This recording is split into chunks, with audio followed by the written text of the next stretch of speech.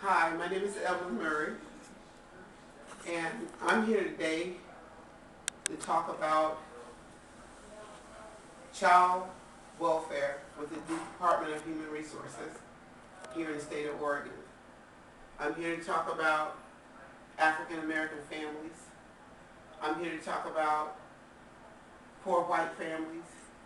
I'm here to talk about any and all families, Native Americans, new African immigrants that live here within the state of Oregon that are suffering from what we tend to call a trail of tears.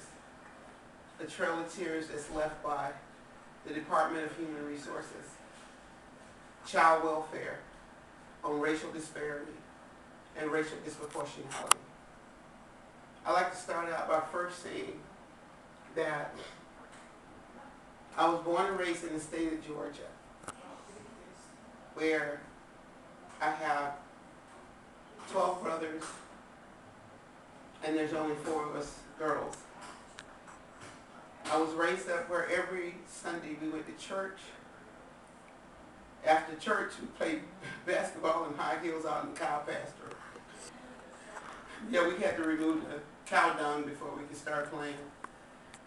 Then we sat down as a family that came together from several different households, and we ate. And if any of us got out of line at any time, we would wind up getting a spanking, a whipping, as so to speak. If we went down to the creek and got our dress muddy, we would get a spanking for that. My mom would say, "Get over here, you rip your dress. I'm going to tear your butt up." Of course, that's not the words that she used. Those that are from the South who passed the Mason-Dixon line know that the word "I'm going to whoop your ass" was said. And it was said right after coming out of the Lord's house. So, looking back on it now, that's kind of funny. In 1969, I migrated here from the state of Georgia, which is a totally another story. And I came to Oregon. My first day in Oregon after leaving the very, very hot South, I was impressed with the coolness because there was snow everywhere. I fell in love with Oregon. I still love Oregon, and I'm going to die here in Oregon. And I hope that the Department of Human Resources aren't the ones that kill me, because in 1972, me and my first husband, who was very extremely abusive, would beat me, and he had me in fear of him at that time. I can't believe that I'm standing here before everyone today actually talking, because he had me where I was afraid to breathe. And when I finally got the nerve to leave him, he promised me that he would make sure that my life was hell. I had no idea that when I left him, that I would have to find a way to take care of my children. I was a housewife. I had no skills. I knew how to mow the yard. I knew how to cook. I knew how to sew. I knew how to do a lot of household things and make the best patch of collard greens and mustard greens and turnips you ever seen. But then what I did was, I had some friends that hid me for a while. I grew up as a working class family in the state of Georgia on a sharecropper's plantation. I never knew anything about the welfare system. So my girlfriends, who was Oregonian girls, said, "Evelyn, girl, you can get a check for these girls." So I go, "What check?" So she was talking to me. She took me to the Department of Human Resources over on Webster Street. And I signed up in 1992 for welfare. And the check came in the mail, and that was my first big mistake in my whole life, was getting my children and getting on welfare. But just like most of us, I didn't know any better. I saw, well, I can feed my kids without this crazy man beat me for breakfast, lunch, and dinner. But what this crazy man did is that he went to the state of Oregon, and most people don't know this, but when you sign up for food stamps or you sign up for welfare, and if you're African American or an immigrant from Africa or you're Native American, they flag you. And they also flag white families too. Well, I got flagged in 1972. And with that flagging, my ex-abusive husband, who was having visits with my children, went to the state and told the state that I had abandoned my children. Told the state that he was taking care of them, and all this time, I didn't know. He said he didn't know where I was, and the state just took his word for it, and that was it. No questions. He showed up in court with the kids. My goodness. School was out, and the kids were spending the summer with their dad. And I would come over and miss them and pick them up and say, oh, I'm coming over to pick the kids up on the weekend. I haven't seen them for a couple of weeks. And he'll say, okay, well, just bring them back on Monday. I said, okay, because they had plans for the summer. And I needed a break. So, like normal, we had came up with our own parenting situation and how we were going to handle our kids. And I felt really good about it because everything worked out just beautifully, I thought. Then when the summer was over with, I came to pick up the kids to take them school shopping. And he said they had something planned for the weekend. So I brought them back that evening.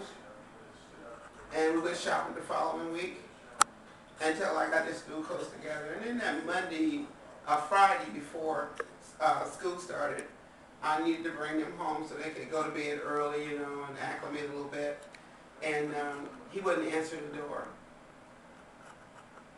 And I knocked and I knocked and I knocked. Now, I had custody of my kids, I thought.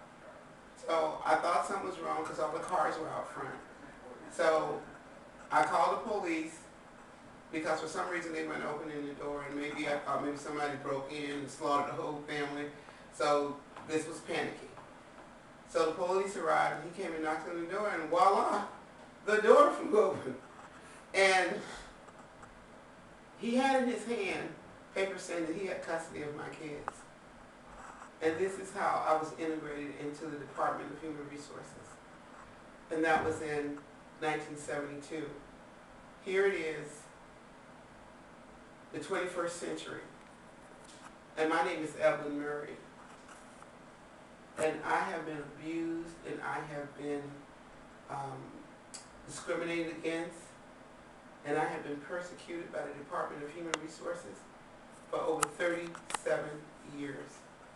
And this is just going to be the first of a series of my life story on YouTube. And I will send this to any and everyone that wants to listen. I've had at least 9 members of my family that have gone through the state foster care system. We are so splintered. I feel like this is Reconstruction right after slavery.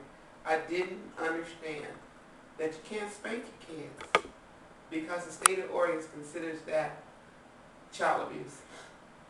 All I could think of, and I did tell the judge once, my God, man, do you know if you go past the Mason-Dixon line, you will be arresting every white person and black person that there is because we whip our kids old school style. I want everyone to know I do not have a juvenile record. My mother did not roll like that. Today, I want to introduce 2 of my grandchildren. And the story begins in 1972. But I do hope it ends here. And I'm going to ask the camera to zoom in on this so we can get a close-up. This is my granddaughter, Sierra Baker. This is my granddaughter, Asia Baker. Asia, on March 7th, was molested while she was in foster care. We reported it to the caseworker, and the caseworker immediately went to the foster mom, and the foster mom said that she was lying, that her son said he never did that. She was leaving her 20-year-old son with a 5-year-old, and she held her head up underwater until she thought that the only way that she could not drown was to put her hands over her mouth while this 20-year-old and his 15-year-old friend and a 13-year-old friend sodomized her, raped her, and forced her to have oral sex with you. We picked her up from foster care the next day, and she could barely walk. And the foster mom said she fell. And what we did was we questioned her. We didn't really have to question her. She just started screaming and telling us everything that they did to her. And so we called 911. And 911 had us take her to CARES. And CARES said that she had been molested. After Charlotte Kinney, the Hillsborough County DHS caseworker went to the foster mom, and the foster mom said that she had lied. The records at the police department disappeared. The CARES people, information has disappeared, and they couldn't tell that to us anywhere, because the state always says, because of the sensitivity of the case, they came and took her by the hand and took her away from us. And the only person that she has for comfort is her younger sister. It is a crime to have a 5-year-old who, when things would happen in her dreams at night, would come and say, "Granny, can I get in the bed with you?" And I would just pull the covers back, and she'd get in, and she'd snuggle to me and go to sleep. And I miss that. There's more to this story. And I just know that we and families like mine, which I haven't met any other family that has gone and dealt with the state as I have, but I am looking for those families. And the next film that I do, I want to have Miss Margaret Curtis with me. Some of you guys that are going to be seeing this live here in Portland, Oregon. I got to give him a kiss.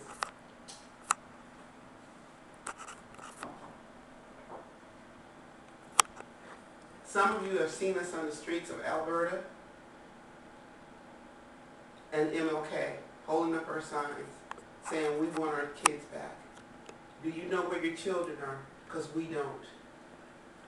And on that note, our next tape will deal with, where are our kids? Where is Sierra and Asia at this time? I have nightmares of my granddaughter being in a shallow grave. While I stand on the corners, I have people coming up to me that were raised in foster care that tell me that their foster parents were wonderful and it was the best place that they'd ever lived.